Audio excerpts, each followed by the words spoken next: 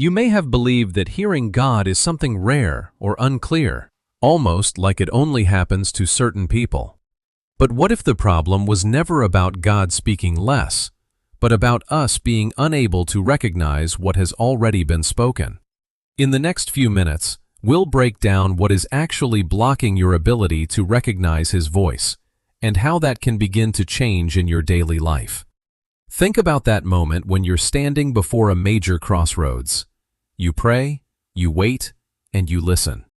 But as the days pass, the only response you seem to get is a heavy, unsettling silence. There's a tension there. On one hand, you believe God leads His people. But on the other, you feel completely in the dark, uncertain if you're even capable of hearing Him at all. I want you to know something. The problem isn't that He's silent. He isn't. The disconnect lies in how we perceive Him and the internal noise that drowns out His frequency. Real clarity doesn't come from a louder sign. It comes from a shifted perspective and a few simple shifts in your daily walk. If this resonates with you, let me know in the comments. To understand how to fix this, we first have to look at where we've been misdiagnosing the problem from the very start. You're not dealing with silence. You're not dealing with silence. You're dealing with misinterpretation. See, we live in a world of instant feedback. If a text goes unanswered for 10 minutes, we feel ignored. And we've accidentally carried that same logic into our faith. We expect that if God doesn't answer with a thunderclap or an immediate emotional high, then He must be silent. But the truth is, the problem isn't a lack of sound. It's a lack of recognition.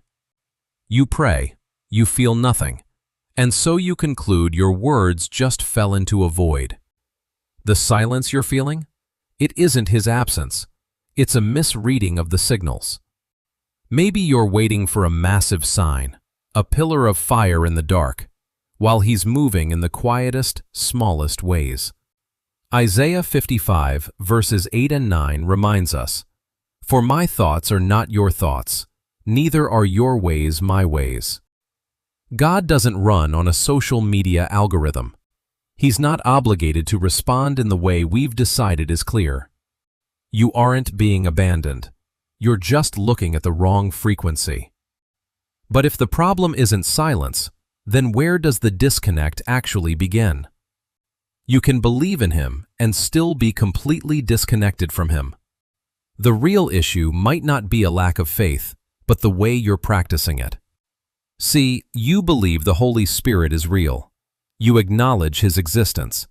But acknowledgement is not the same thing as a relationship. A real relationship requires consistent interaction, not just a mental nod in His direction. You can believe in His presence and still live your entire day without ever actually engaging with Him.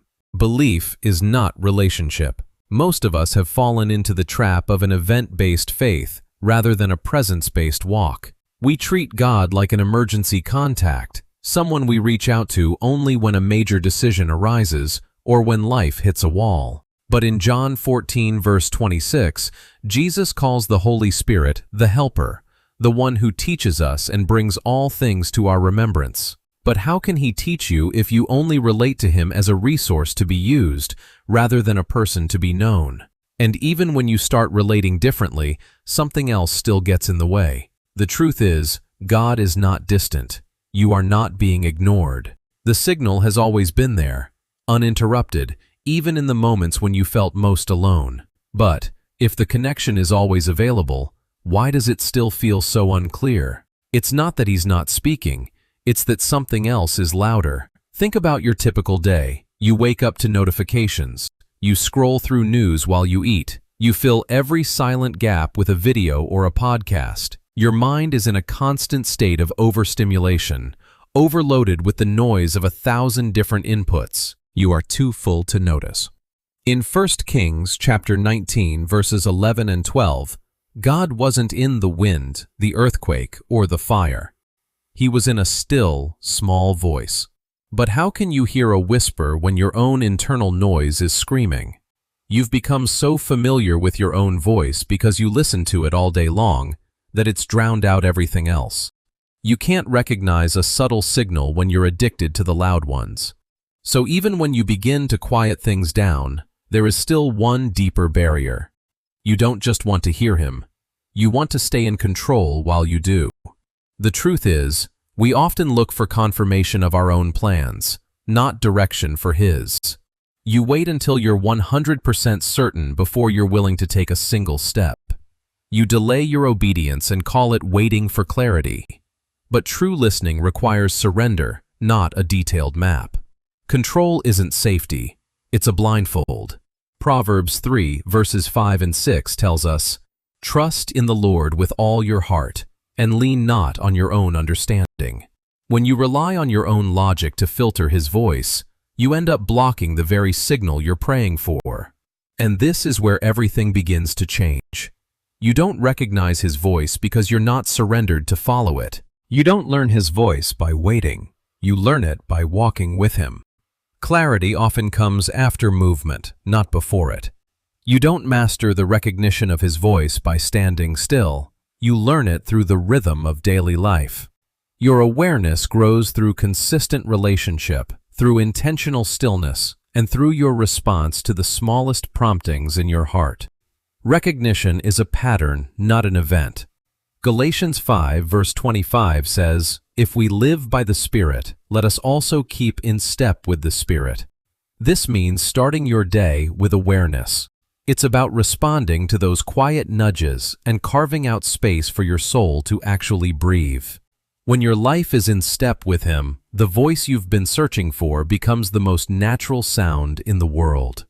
Ultimately, the journey to hearing God isn't an effort to pull him closer. It's a process of recalibrating our own lives to recognize that he's already there. The problem was never his silence. It was the misinterpretations, the internal noise, and our own need for control that drowned out the steady rhythm of the Spirit.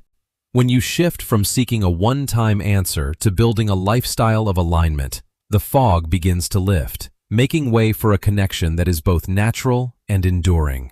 If you've stayed through this message, I know you're not just looking for a technique.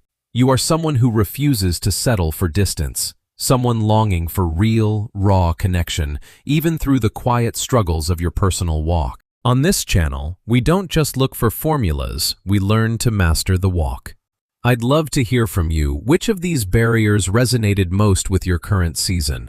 Feel free to share your reflection in the comments. And if you're looking for a consistent space to grow and find encouragement in your faith journey, I'd love for you to join us as we continue this walk together. Keep walking. He's been there all along.